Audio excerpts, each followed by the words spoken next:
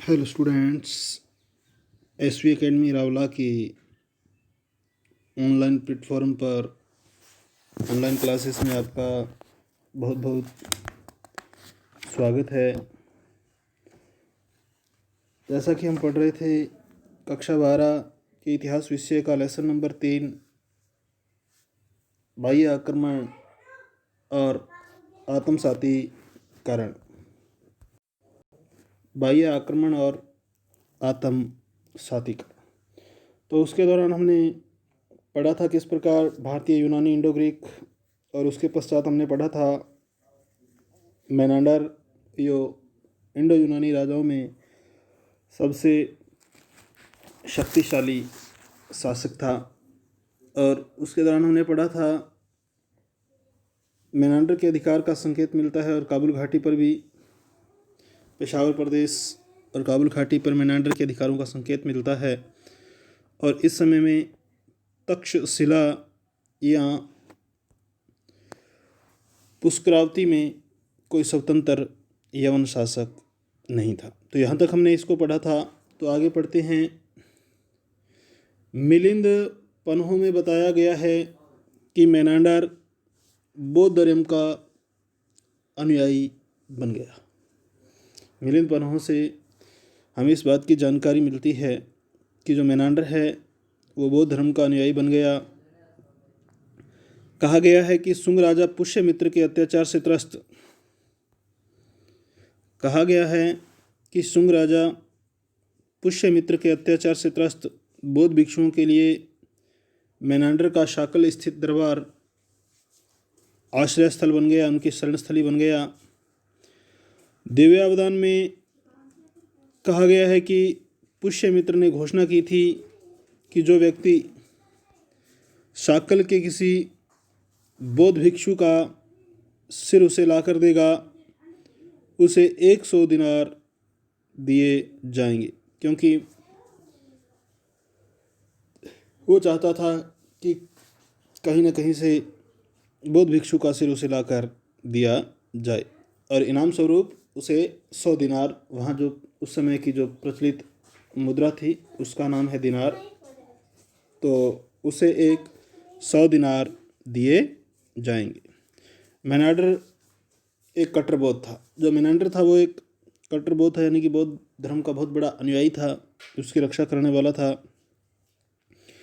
इसलिए इसमें कोई आश्चर्य नहीं कि उसने बौद्ध भिक्षुओं को आश्रय दी, पनाह दी उनको हो, जिन पर शुंगों ने संभवतः अत्याचार किए थे। मिलिंद पन्हे में मेनांडर अर्थात मिलिंद और बौद्ध विद्वान भिक्षु नागसेन के बीच एक वार्तालाप दिया गया है। मेनांडर ने बौद्ध अध्यात्म शास्त्र और दर्शन के संबंध में कई सूक्ष्म प्रश्न, बड़े ही बारीक प्रश्न, गहराई वाले प्रश्न नागसेन से पूछे और सभी प्रश्नों का उसने संतोषजनक उत्तर दिया। तो किस प्रकार से मेनांडर ने अध्यात्म शास्त्र दर्शन के संबंध में बहुत ही बारीक प्रश्न, बहुत ही महीन प्रश्न नागसेन से पूछे और सभी प्रश्नों का उसने बड़ा ही संतोषजनक उत्तर दिया और परिणाम स्वरूप मेनांडर बौद्ध बन गया, अर्थात उसने बौद्ध धर्म ग्रहण कर लिया। विद्वान एक मत से मेनांडर का राजा डेमेट्रियस की मृत्यु के पश्चात मानते हैं।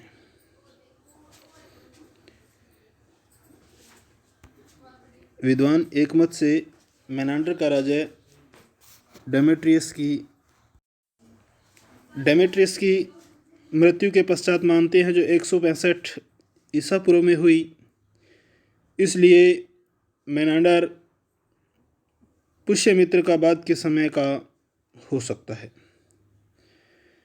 मिलिंद पन्ह में कहा गया है कि मेनांडर परिनिर्वाण से 500 वर्ष पश्चात जीवित रहा। प्रोफेसर रेप्सन ने ठीक कहा है कि एक महान और न्यायप्रिय शासक के रूप में मेनांडर की ख्याति, उसकी प्रसिद्धि भारत तक ही सीमित नहीं थी। उसके लगभग 2 शतियों पश्चात प्लूटार्क ने यूनानियों को बताया कि सैनिक शिविर में उसकी मृत्यु के पश्चात उसके अवशेषों की रक्षा के लिए किस प्रकार उसके साम्राज्य के नगरों में स्पर्धा हुई, एक कंपटीशन सा हुआ। रेप्सन ने लिखा है, इस प्रकार मेनांडर ने केवल एक महान विजेता के रूप में ही नहीं, बल्कि उपनिषदों में वर्णित कुरुवंशी जन्मेजय और विदेशी शासक जनक की भांति एक दार्शनिक के रूप में भी ख्याति प्राप्त की, प्रसिद्धि प्राप्त की। आगे है यूनानी आक्रमण के प्रभाव। यूनानी आक्रमण के प्रभाव।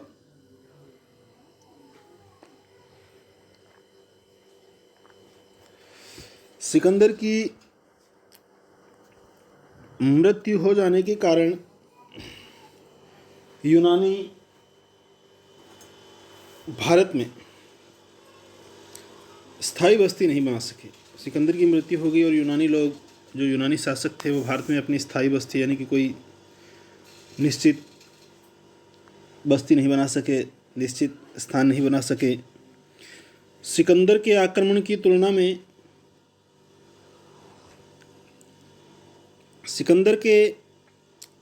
की तुलना में भारतीय यूनानियों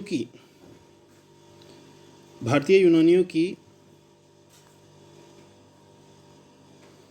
उत्तर पश्चिम सीमांत प्रदेशों पर अधिकार अधिक समय तक रहा था। बैक्ट्रिया के यूनानियों ने इस प्रदेशों पर लगभग 2 शताब्दियों तक शासन किया और इसलिए सांस्कृतिक आदान प्रदान के लिए यह समुचित समय था। यद्यपि भारतीय यूनानी शासन की देन उत्तर पश्चिम क्षेत्र तक ही मानी जाती रही है, तथापि उसके भारतीय प्रभाव से इनकार नहीं किया जा सकता। वास्तव में यूनानी विशेषताएं भारत में ही आत्मसात होकर मुख्य धारा में विलीन हो मिल गई। अब आगे है मुद्रा यानी कि सिक्के। भारतीय बैक्ट्रियनों के शासन का भारत में महत्वपूर्ण प्रभाव मुद्रा के क्षेत्र में पड़ा। यूनानी प्रभाव से पूर्व भारतीय चांदी के चिन्हित सिक्के तकनीकी रूप से कम श्रेष्ठ थे। तो मुद्रा की बात करते हैं तो भारतीय बैक्ट्रियनों के शासन का भारत में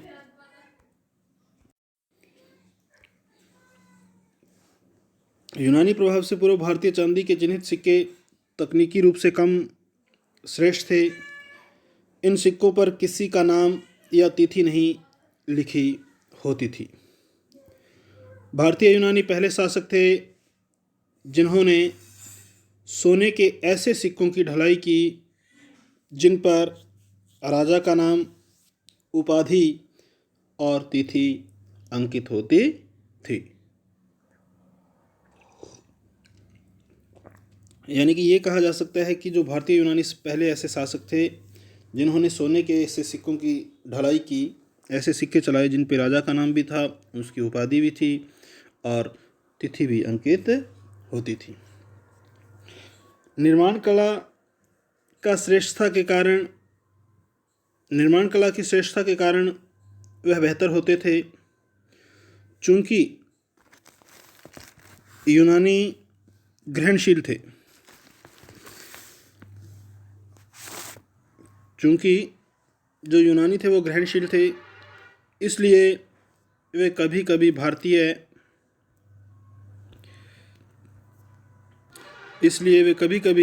भारतीय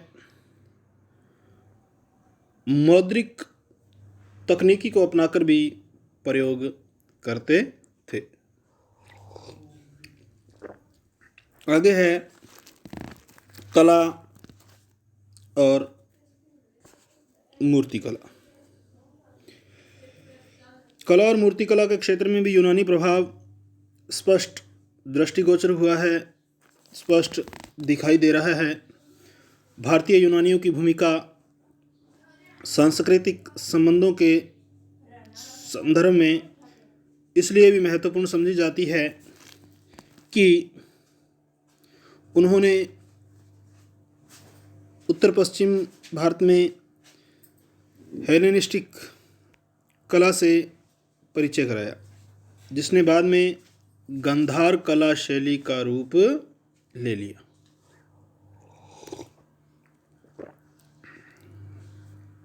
भारतीय और यूनानी मिश्रण से उत्तर पश्चिम में कला की प्रसिद्ध गांधार शैली का विकास हुआ। भारतीय यूनानी शासन में खगोल शास्त्र, साहित्य, भवन निर्माण और धर्म के क्षेत्र में भी अपनी छाप छोड़ी। साथ ही नए जल और थल मार्गों के खुलने से भारत और यूनान के मध्य व्यापार और वाणिज्य का विस्तार भी हुआ। अब है व्यापार और वाणिज्य। भारत रत्न, हाथी दांत, मसाले और अच्छे वस्त्रों जैसी वस्तुओं की यूनान में काफ़ी मांग थी, जबकि भारतीय बाजार में भी यूनान से आने वाली विलास सामग्री और श्रृंगार प्रसाधनों की भरमार थी। एक परंपरा के अनुसार राजा एटियोक्स चतुर्थ ने लगभग 166 ईसा पूरे यूनान में एक प्रदर्शनी का आयोजन किया था, जिसमें भारत के मसाले और हाथी दांत की वस्तुएं प्रदर्शित थीं। समकालीन सिक्कों की एक बड़ी संख्या में कम से कम 30 भारतीय यूनानी शासकों के नाम मालूम हो जाते हैं। उत्तर में काबुल तथा दिल्ली के निकट मथुरा में मेनांदर के सिक्के प्राप्त हुए हैं। भारतीय यूनानियों का इतिहास मुख्यतः इन्हीं सिक्कों की सहायता से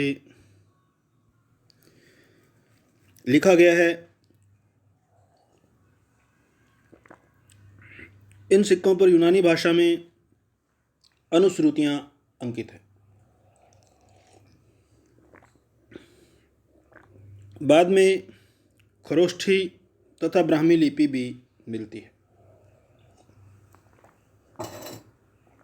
तो ये प्राचीन भारतीय लिपियां हैं, खरोष्ठी और ब्राह्मी। इन प्रमाणों को समझने में कहीं कहीं कठिनाई भी होती है, क्योंकि कुछ राजाओं के नाम एक से थे, इसलिए एक शासक के समय के सिक्कों को दूसरे से अलग करना आसान नहीं। सिक्के, विशेषकर चांदी के सिक्कों के ढालने की भारतीय यूनानी तकनीक कारीगरी का एक अच्छा उदाहरण है, और इसका प्रभाव इस युग के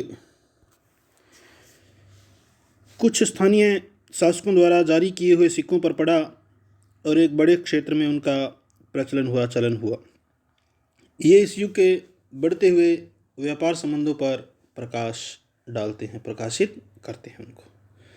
अब है सांस्कृतिक प्रभाव और उनका विलीनीकरण। किस प्रकार से संस्कृति के जो प्रभाव एक दूसरे भारत के यूनान पर और यूनान के भारत पर पड़े और किस प्रकार उन्होंने उसको अपनाया।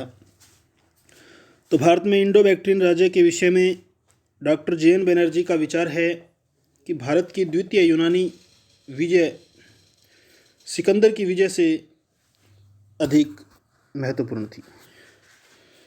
2 शताब्दियों तक भारतीयों तथा यूनानियों में पर्याप्त सांस्कृतिक संबंध रहे और दोनों की एक दूसरे पर प्रतिक्रिया हुई।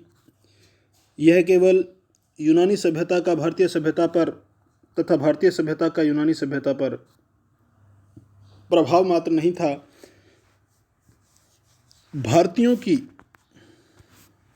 कई धार्मिक धारणाओं और आदर्शों को यूनानी शासकों ने अपनाया।